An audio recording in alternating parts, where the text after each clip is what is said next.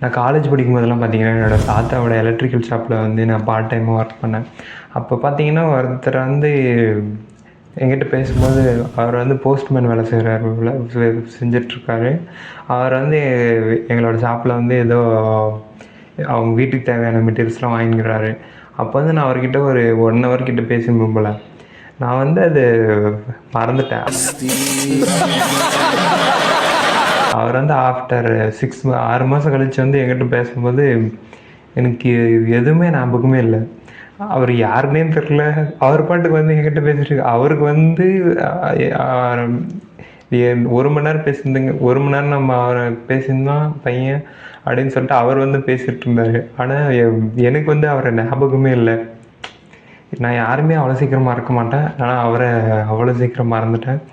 அவரு அவர் பேசிட்டு ஒரு மாதிரி தெரிலன்னதுமே அவருக்கு ஒரு மாதிரி ஆயிடுச்சு.